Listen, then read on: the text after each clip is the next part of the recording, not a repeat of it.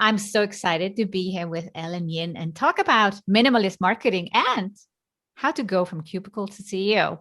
Thank you for coming on the show. Hi, thank you so much for having me. I am honored to be here, Sigrun. So, Ali Burke, who was on the show last year, recommended I talk to you. So, I checked you out and I thought, yes, this is the perfect topic for my listeners to talk about how to go from cubicle to CEO, but also what spiked my interest even more was minimalist marketing. And we're going to make that the topic of this episode. Before we go into that, though, I always like to hear the journey of my guests. Like, how come you're doing what you're doing today? What were you doing before? When did you start an online business and all that? Yeah, basically your story. Sure.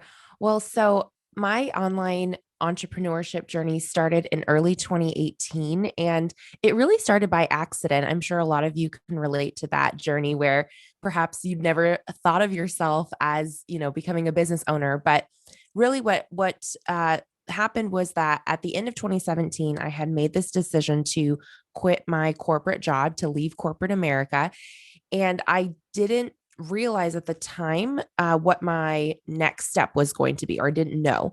And when I quit my job, my idea that I had was to move to a bigger city to apply for new marketing jobs there. I knew I just wanted to work for like a smaller business, a place where I had more creative freedom. And that was really my line of thinking. But what ended up happening was after I left, about a month into my job search, I actually reconnected with an old coworker who worked at the company that I had left, and he owned a family business and had heard that I knew a thing or two about Instagram marketing. And so he was like, "Hey, I would love your help in getting our Instagram channel off the ground to help market our coffee stands." And it was a $300 project, nothing life changing, but I thought, of course, like I would love to help while I'm, stay busy while I'm searching for another job. And I enjoyed that experience so much. And I think it opened my eyes to this whole new world that, oh, wow, like if I can help someone with their marketing and actually get paid individually outside of a job, I could probably do this again. I could probably go find another client, a bigger client, a bigger account. And that's exactly what I did. And so from there, it grew quite quickly. We scaled to six figures on the agency side, I think within the first calendar year that I was in business. And we worked, we've worked with dozens of clients over the years, everyone from startups, local startups to Fortune 500 brands. And eventually in 2020, or it was late 2019, entering into 2020, we made a big pivot into digital courses and programs. And that's actually around the time that I met Ali, who referred me to this podcast. So thank you so much, Ali. And that's been such an interesting journey over the last year and a half. Basically, we let go of all but one or two of our clients, and then we just really went all in on our online membership and our courses. And early 2021 was when we hit the $1 million lifetime revenue in our business, which was a cool milestone. And this year we're on track to actually do 1 million annually. So it's all been a whirlwind. But I've loved every step of this journey. And like you said at the beginning, my journey from cubicle to CEO, that's what inspired my brand, Cubicle to CEO. And it's the name of my podcast as well. So I'm just really happy to be able to be here and share my story. Yeah. What was the reason for closing down the agency and rather focus on courses and memberships? So I really enjoyed client work. I think at the beginning of my business journey, because of the relationships and the direct interaction that I got to have with my clients. But I feel like as we grew, I realized if I ever really wanted to scale this business, I was going to need a very big team to service the clients at the level that we wanted to. And I felt like the relationship and community aspect is actually what I love the most about business. And so I didn't feel like one-on-one services was the right vehicle for me to be able to really elevate the community aspect. And so I had started in early 2019, the very first iteration of my membership. It was very, very small at the time. Like, don't get me wrong, I was like 12 people, but I loved that community so much, even though it made me like no money. But I felt like if I put all of my attention toward scaling this, I could really give it a chance to grow. And I'm kind of a little bit extreme in that way. You probably have kind of caught up based on what I just said. Like, I'm kind of an all or nothing person. So I quit my job so I could do my business. I let go of my clients so I could focus on courses. It's always a very big pivot whenever I make a decision like that. Well, some people would then say, isn't that scary? It is scary. I think for me, it's just I have to know, did I give it my all when I'm trying something new? I don't want to kind of, I don't know, do it halfway and then be like, oh, well, maybe it worked, maybe it didn't. For me, it's like I want to bet on myself and give the full opportunity to experience something before I can make a decision about whether or not I want to continue in it. So it is scary. Don't get me wrong. Not superhuman in that way, but sometimes you just have to face the fear and do it anyway. Well, I love that you say that you'll have to give it a chance, because the worst thing is a regret. So Mm-hmm. if you look back and say, well, did I really try this? Did I really do my best? And if you're doing everything half, I don't want to say the word. I was trying to avoid it. I wasn't sure what kind of podcast rules we had around here. Yeah, I think you get the gist. The listeners will understand what we mean. So Yeah. basically, if you do everything half, then you don't know. You don't know if you did your best. You don't know if it would have worked out if you did your best. Yeah, exactly. Exactly. And I feel like sometimes we place a lot of pressure on ourselves when we make a pivot in our path because we believe that all of our decisions are permanent. But I think if you give yourself the flexibility and the grace to say, like for example, if I had let go of all my clients when I was going into my programs and then my that didn't work out for me, it's not like all of the clients disappear off the face of the earth. Like you can always return back to what you're good at, what you do well, and go seek out new clients. So it's not like you're leaving that world behind forever. You're just walking a little farther down the path and you can always turn around and come back if you need to. Yeah. So you had done this client work for 2 years when you Mm-hmm. made your pivot. So you knew exactly what they wanted when you created your membership and courses. You didn't have to basically start really from scratch. I think the what is it? The clientele that I serve in my membership is different than the client that I would serve from the agency side.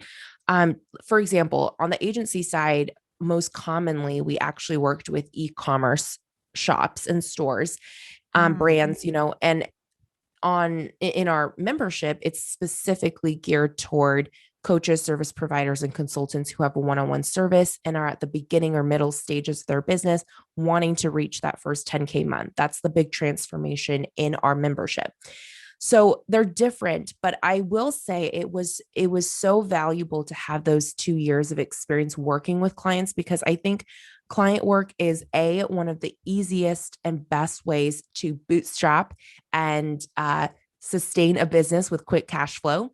And I also think it's one of the best learning experiences I think of it as kind of like a little, like a laboratory, like it's your opportunity to get to test new strategies, see what works, see what doesn't, really understand your pain points of the market that you're serving so that you can bring that knowledge and that experience and that framework into building a successful course or membership. Because I think when you start right off the ground with a course or membership, and if you have no experience actually applying what you're teaching, it can be a lot more difficult to get the best results for your students. Not saying it's impossible, just that it's more difficult.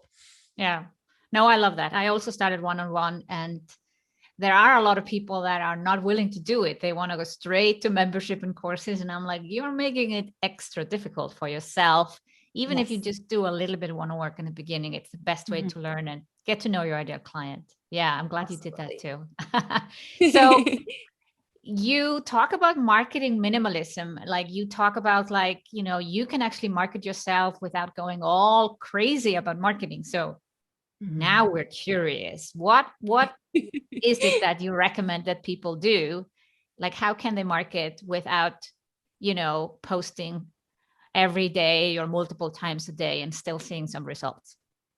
Absolutely. So I love this idea of marketing minimalism, and it was inspired this whole theme or concept was actually inspired by Marie Kondo. I'm sure most of you are familiar with her, right? Her Netflix show, her book, and this idea of being very intentional with what you choose to do in your business from a marketing standpoint. And so I think we've been told over and over again, especially in the online business world, consistency is key. Creating consistent content is the only way that you're going to get out there and be successful, be profitable. And I think that consistency is key. I just think that it's applied to the wrong to the wrong area depending on what your business model is. That's where I'll start. Number one is I think a lot of times people try to adopt strategies from podcasts and blogs and different courses that they take without stopping to think, does this strategy actually apply to the business model that I am scaling? And has this person scaled it in the way that I want to grow my business? So, for example, a lot of strategies out there, like if I'm teaching a strategy about growing your course, that would not be a good strategy to apply to your one-on-one service business. And so I'm always very clear that you should double check, like, is this meant for a high volume type of business, or is it meant for a low volume business like one-on-one clients, especially if you're a solopreneur where you really can only work with a handful of quality clients. And so being intentional with that and understanding that is number one. Number two is that for me, I think where people sometimes go wrong is if you have a small audience and you're posting every day just to check a box off your list, right? I love analogies, so I'll use an analogy here. It's like, to me, it's like if your Instagram account was a road, maybe a deserted road. Let's call it a deserted road because maybe you have a small audience. And think about your followers who see your posts like cars that are driving past.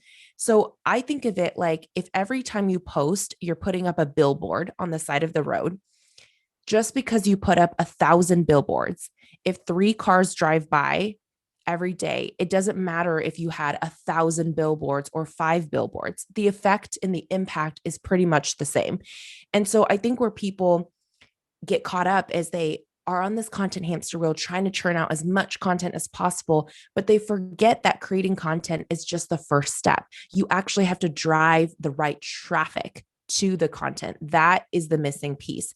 For example, if you only posted 2 quality posts on Instagram, or you wrote 2 really quality blog posts or whatever it is, but you focused a majority of your efforts on driving your ideal clients and your ideal customers, the right eyeballs, new eyeballs to your content each day. If you try to get 1,000 cars to drive past that road each day, but you only had 2 billboards, that is going to have way more impact on the momentum of your business than just quantity for the sake of quantity. And so that's kind of the way that I look at marketing minimalism.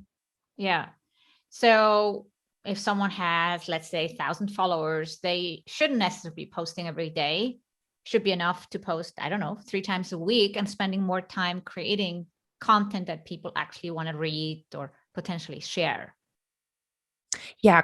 Focus your attention on creating strategic evergreen content that is designed to pre-sell your potential clients or customers, to educate them, to crush their objections proactively. And I would say, I mean, I don't even put a number to it, honestly. When I was a one-on-one service provider and just working by myself, I had no team. I had some of my highest income months when I posted like 1 time or like 2 times a month, like very, very irregular, because I focused my time on attraction and generating traffic, connecting, consistent connection. That's what I say. Consistent connection is more important than consistent content. That's where you should apply your consistency, because those people, those new contacts that I was, connecting with daily, they were seeing this they were coming over to my profile, seeing quality evergreen content. And that is what was prompting them to move on to that next step of becoming a lead, booking a discovery call, and then eventually me closing that sale. It wasn't me posting 500 times, a day. Yeah. But I like what you said, evergreen content. Mhm. I created like a secondary podcast Oh, cool. where it's 90 seconds, every day. I Wow. did this when Amazon Alexa came out, and, I wanted to kind of be on that. And when I had created that content, it's evergreen content, obviously. Yeah. When I created that content, I scripted every episode because, if you want to do 90 seconds, how am I going to know it's going to be 90 seconds unless I script it? So I scripted Yeah. everything. And then I realized afterwards, this is fantastic content for Instagram because it's like a mini blog post. Yeah. And then we started to use it. And what you said, evergreen, like we can use it again and again. And since I created, I don't know, 100, 200 content pieces, we can rotate it. Now, next time I do anything like this, like creating it with Instagram in mind, because first I just created it as a podcast, but then I decided, hey, I can use it for Instagram. But yeah, so that is evergreen content. And you just look what worked best and then you post it again, right? So what would be your strategy to create an evergreen content? Because that's of course a part of minimalist marketing, is to kind of like, okay, can I create 100 posts and rotate them so that there is constantly something like fresh, but I am not actually doing so much work? Yeah, absolutely. Some of the things I think about when I'm creating evergreen content are uh the customer journey from being a stranger to you to actually being a red hot lead ready to buy, or an already a paying client. And the purpose of my content, whenever I think about my content, is how is my content moving someone through, the stages of awareness. So unaware, problem aware, solution aware. That's kind of how I think about it. So someone who's unaware is someone who is not consciously aware of the problem that your service or your product solves for them. They're not necessarily looking to get resources for help. And they're definitely not solution aware because they don't even have the problem in the first place. So that's a person who is least likely to buy from you, right? And then problem aware, obviously, is someone who does have the problem that you are able to help with, and they're actively seeking a solution for it, but they don't believe that you are the right solution yet, or they don't even know that you have the solution yet. And then, of course, someone who is both problem and solution aware is someone who is best positioned to actually buy from you because they have the problem and are aware of exactly what they need. They know the solution they're looking for, and they know that your solution is the right fit for them. So when people talk about like cold leads, warm leads, hot leads, and all of that, oftentimes they base it on how long has someone known me? Like, oh, if you're a cold lead, that means you've never heard of me. So therefore it's going to take, 60 days for me to warm you up. And then, then you can buy from me. But I actually think about that completely differently. I think that someone can know you for one day, but if you can move them from unaware to problem and solution aware, they're ready to go that day. And I've seen that happen again and again. And so I think that when you're creating content, always be thinking about which of these stages is this content addressing? How can I actively move someone to that next stage? And also thinking about what are the 3 big beliefs or mistakes that my ideal client or ideal customer probably thinks right now. It's top of mind for them. And how can I address it head on and show them a better way and show them, hey, that's actually not true. So for example, in my world, right, one of the big mistakes or big beliefs that they have is you have to have a large following in order to have a profitable business. And so that's a really big belief shift that has to happen in order for them to see my membership as the right fit for them. Because if they keep believing that, my membership would never be the right solution for them because we don't focus on follower growth. And so that's just one example of how I have to utilize content in order to educate and shift someone away from that belief. I love that. This was brilliant. So basically, you have to understand what is holding your client also back from potentially buying from you. So what are the typical objections you're getting when you're selling something? Well, Exactly. obviously beyond time and money, because time and money, everybody has that. But Yes. is there something, is there something deeper than that?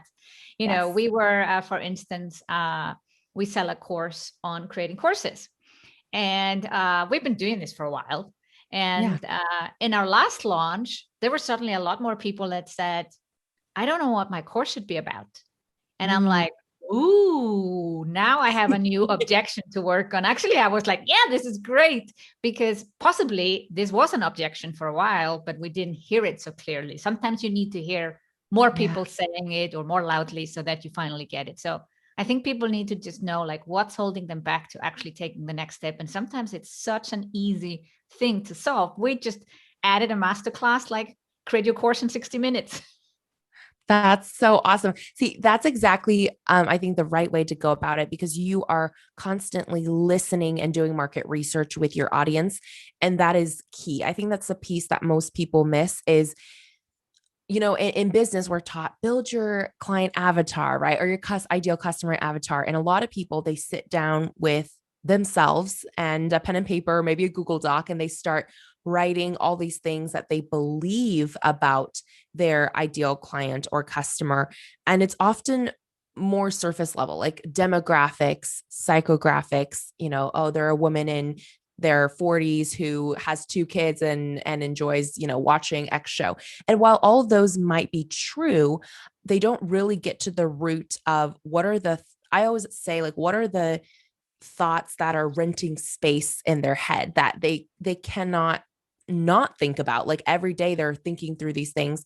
And the only way you're going to know is to actually get out there and ask them, like have real conversations over the phone or over DMs or voice text or whatever it is, and actually hear how they say it in their own words. Because exactly like you just said, like if someone hadn't verbalized, I don't know what to create my course on, you might A, never have thought that was an issue in their head, but B, maybe you would have thought that was an issue, but you may not have communicated it in the exact same verbiage that they would use. And I think that's where the disconnect happens too, is often as experts, people, they think about problems and solutions differently than their customers and clients do because they've already had the experience. So your perspective is different. So you and your client could literally be talking about the exact same problem, but the way you word it is so different that to the client, they don't feel understood or seen by you at all. And so I think it's so, so important to get inside those people's heads, really talk to them and hear how they personally describe their problems and solutions that they're looking for in their own words, and then to plug that back into your marketing.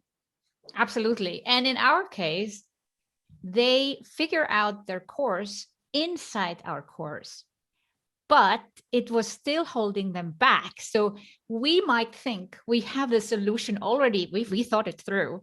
Yeah. But from their perspective, they're like, I do not trust that I will figure it out, even if you teach me this inside the course. You know what I mean? That was their logic. And we're like, we have to meet our clients where they're at and create Mm-hmm. that content for them.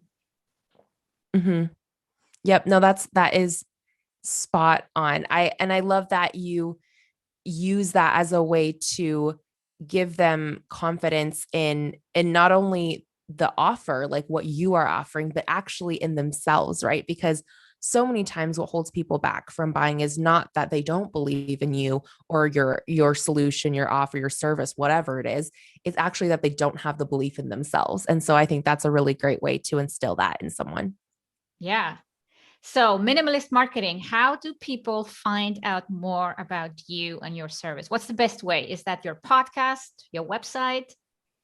I think if you want to learn more just content, definitely my podcast. So if you search Cubicle to CEO podcast, wherever you listen to this one, you'll be able to find it.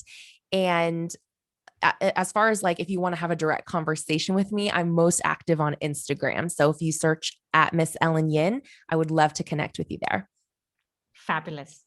Thank you so much for coming on the show, Ellen. It was fantastic to get to know you and Minimalist Marketing. Thank you so much for having me. I appreciate it.